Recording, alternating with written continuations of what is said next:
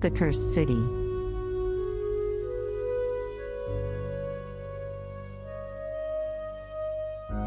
Chapter 1: The Haunted Mansion. Deep in the heart of a bustling American city, there stood a grand mansion that had been abandoned for decades. The once magnificent building now lay in ruins, its windows shattered and its walls covered in vines. Local legends spoke of the mansion as being cursed, with tales of mysterious happenings and eerie sightings that kept the townspeople at bay. One dark and stormy night, a young aspiring writer named Emily arrived in the city, drawn by the tales of the mansion's haunting. Intrigued by the supernatural, Emily had come to the city to research her next book on mystical rituals and curses. As she wandered the streets, she couldn't resist the pull of the mansion, despite the warnings from the locals. Ignoring the ominous clouds looming overhead, Emily made her way to the mansion. The imposing structure loomed in front of her, shrouded in darkness. The wind whistled through the broken windows, and the rain began to pour, but Emily was undeterred. She had come seeking answers and was determined to uncover the truth behind the mansion's cursed reputation. With trembling hands, Emily pushed open the creaky doors and stepped into the mansion's foyer. The air was thick with must and decay, and the floorboards creaked beneath her feet. She pulled out her flashlight and began to explore the dimly lit rooms, her heart racing with anticipation.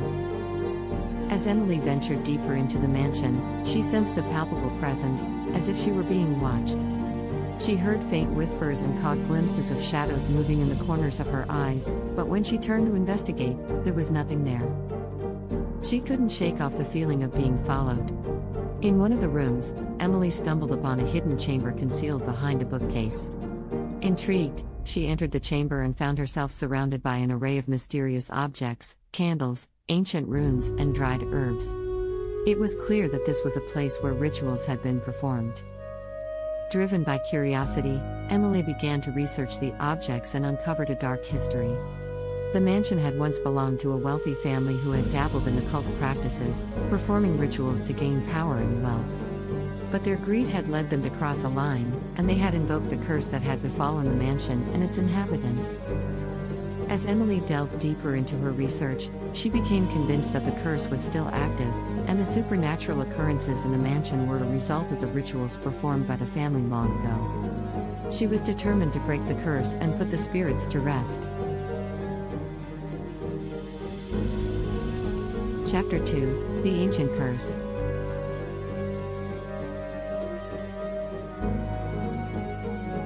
Emily's investigation led her to a local historian who shared more about the mansion's history.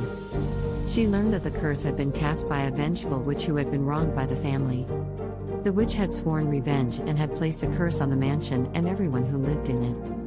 Emily also discovered that the curse could only be broken by performing a specific ritual on the night of the full moon, using the same objects and symbols that had been used by the family all those years ago. With newfound determination, Emily decided to perform the ritual and lift the curse from the mansion. As the night of the full moon approached, Emily gathered the necessary items and returned to the mansion. The weather had turned even more ominous, with thunder rumbling in the distance and lightning illuminating the dark sky. Undeterred, Emily made her way to the hidden chamber and set up the ritual. She lit the candles, arranged the runes, and recited the incantation she had found in her research. The air crackled with energy, and Emily felt a palpable shift in the atmosphere. She could sense that she had awakened powerful forces. As Emily continued with the ritual, the mansion seemed to come alive around her. Doors slammed shut on their own, and strange whispers echoed through the halls. The temperature dropped, and Emily could see her breath in the air. She was surrounded by an otherworldly aura, but she pressed on, determined to see the ritual through. At the climax of the ritual, Emily felt a surge of energy coursing through her body. She chanted the incantation louder, her voice echoing through the mansion. Suddenly, the walls shook, and the candles flickered wildly. Emily could hear the cries of spirits, and she knew that she had stirred something powerful. Then, as abruptly as it had begun, the chaos stopped. The mansion fell silent, and the candles extinguished. Emily looked around, her heart pounding, and saw that the curse had been lifted. The air felt lighter, and the mansion seemed to have regained its former grandeur. As she made her way out of the mansion, Emily felt a sense of accomplishment and relief. She had succeeded in breaking the curse and unraveling the mystery of the haunted mansion. She knew that she had a compelling story to tell in her next book, one that would captivate readers with its tales of mystic rituals and curses. However, as Emily walked away from the mansion, she couldn't shake off the feeling that something had changed within her. She had come face to face with the supernatural, and it had left an indelible mark on her. She realized that some mysteries were better left untouched, and that the power of curses and rituals should not be taken lightly. In the end, Emily left the city with a newfound respect for the mystical world and a deeper understanding of the consequences of meddling with forces beyond our comprehension. The cursed mansion remained a cautionary tale, a reminder that some secrets were better left buried, and that some mysteries were meant to remain unsolved. And as Emily sat down to write her next book, she knew that she would forever remember the eerie events that had unfolded in that cursed city, and the lessons she had learned about the power of mystic rituals and the consequences of provoking ancient curses.